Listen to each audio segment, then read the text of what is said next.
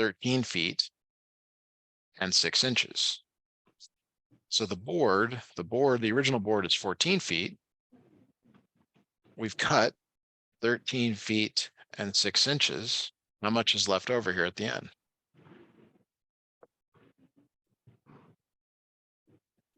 So if it's, so it'd be 1 foot 5 inches.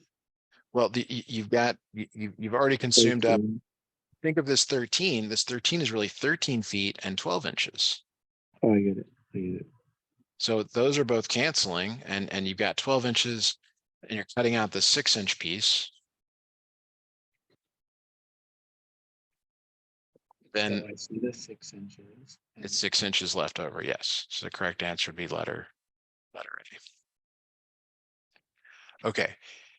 So that's, I mean, you could write an equation, but you could also just kind of work out some numbers that way. All right. So here we go. Here's a new problem. What was that? No. All right. So new problem here. Yeah. 8 out of 25 attempts, a basketball player scores. What percent of his chances did he score? So notice, and you've got to look at the answers. The answers are all percentages. Okay. And 8 out of 25 is a fraction. Okay. So there's a skill here where you have to be able to convert a fraction to a percent. 8 out of 25. There's 3 eighths that are in 25, which would be 24. Okay, so that's it. So that's good. That's about a third, right? About a third. So which of these percentages is about a third? Which of those percentages are about a third of 25? Yes. The No. closest one was- What 1/3? Like 1/3 we know is a certain number, and I don't want to just say it because it basically gives the answer. But you said it correctly. There's about 3 that go in there. So one of these numbers is really close to 1/3. Like, and I'll just give you an example. Like 1/2 we know is 50%. 50%, yeah. 1/4 is 25%. Yeah. You might know what 1/3 is. Would be 16%. It is not 16%. So the other way to do it, here's the other way to do it, because what you said is correct, but it's not working for us, is you go to 100. So Okay. how do I go from 25 to 100? What do you multiply by?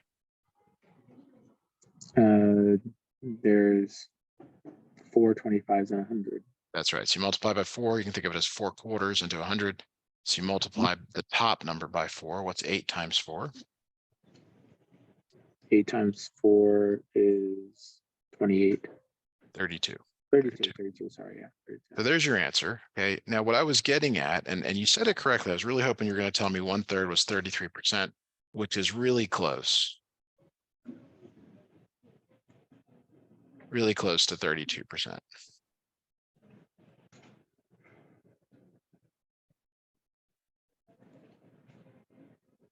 It's been too many years, man. It's okay. It's okay. Yeah, it just, so I'm just picking some problems. This gives me some ideas for how to help you and some other, potential resources that I think could help.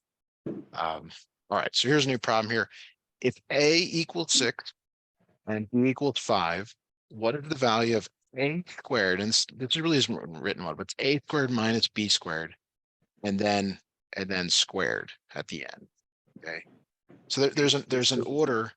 There's an order here. You first need to take, and really these are lowercase a's and lowercase b's. I don't know why they're formatted so poorly. You have to put the numbers in. Put the numbers in for A and B.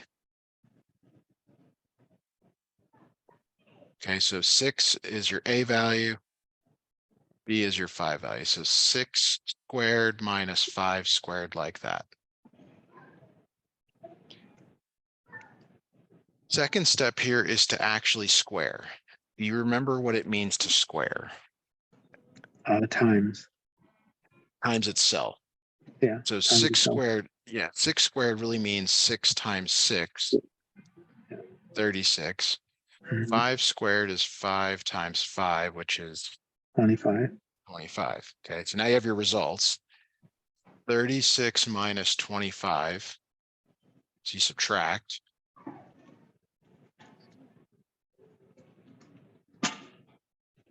11. 11 squared, 121. That's how you come up with it. Yes. Wow. Okay, try not to get overwhelmed. I mean, there's, it's easy to say, oh, I don't know any of this stuff. This is really hard. I'm never gonna be able to do it. None of that is gonna be helpful right now. Like you need to just see more problems like this, and then you will say, oh, I've done one like that, or that's really similar to one I've already done. So try to not get overwhelmed. So the squared answer is 21 at the end. The answer 121. One. 121. Yeah. How All did- right. So here's a new problem for you to look at. These are this is kind of a proportion problem, but it doesn't require any setup. It doesn't require an equation or anything. Just take a look at that. I'm looking for some other questions while we're doing this. So give me just a moment here. But see if you can work this one out on your own.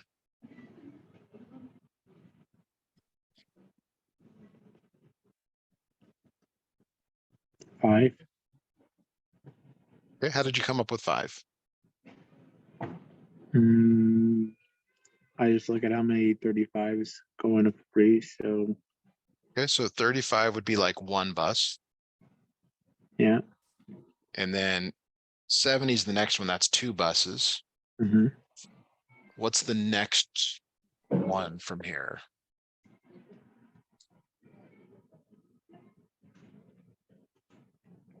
105.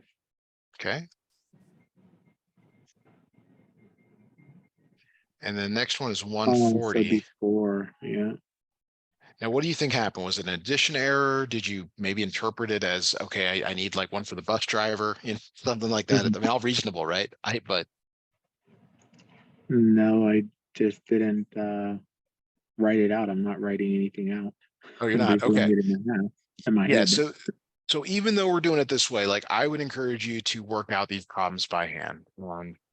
Even if it's just scratch paper, you're just writing a few things down. That way you got something to take with you, because you're gonna look at my notes and they're not gonna help. You're gonna say, well, it doesn't mean anything to me. It's more to sort of say, okay, what is the correct answer later on? But that's okay. Let's look at some I more think if I questions here. write it out, I can see it. Like right now, I'm just calculating stuff in my head instead of seeing it written out. Got it. Yeah. All right. Let's do a couple more here.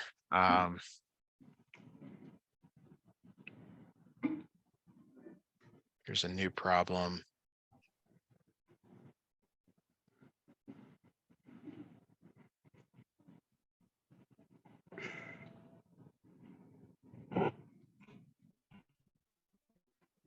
Wow.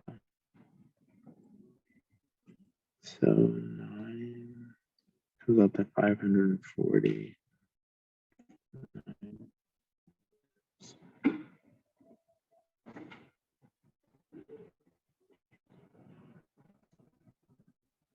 $18, so that's 540 and 540, 1080.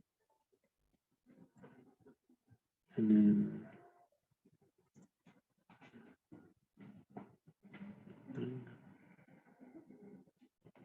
Let me know if you need a hint. so I know there's 20 textbooks. At 18, you're at $1,080.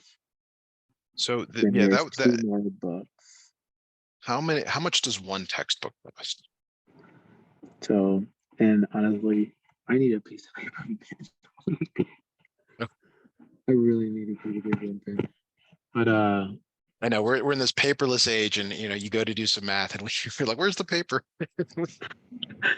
let's see. So So one textbook is 540 divided by 9, yeah, which is no, and I know 60. that. Okay, or you So can do you, okay, how do you divide that quickly? How are you doing that? Okay, and that's what I think you were mentioning on the phone. That's what I can help with. The other thing is I can give you more problems like this. To do this quickly, you have to know 54 divided by 9, which is 6. And then you have to say, okay, I append the 0 to the end. See, if I could learn how to do that, it would be very helpful. How you're, Yes. And we can do that. So here's the other thing that I can do. So the answer to this question is you take the 60 and you multiply it by 20 to get 1200. Now this is not multiple choice. I think you get multiple choice, maybe some free response. But another thing I can do is I can basically take a question like this and just change it up. I can say, okay, what if 12 textbook cost, let me do something real quick here. Make sure these numbers work out nicely. Yeah. So let's say 12 textbooks cost 840.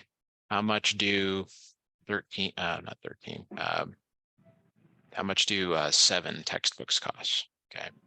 So it's essentially the same question, just different numbers. You get another chance. You take the 840 and divide it by 12. Now, how do you do this quickly? Well, you ignore the 0. You visually look at 84 divided by 12. And it does go in evenly, but maybe you don't see that right away. So you say, I got to divide both of these by 2, 42 into 6. This again does go in evenly, but maybe you don't see it. You divide by 2, 21 over 3.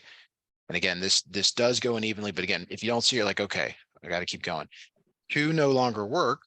So you try your next number, which is 3. They both are divisible by 3, 7 over 1. So every textbook costs $70.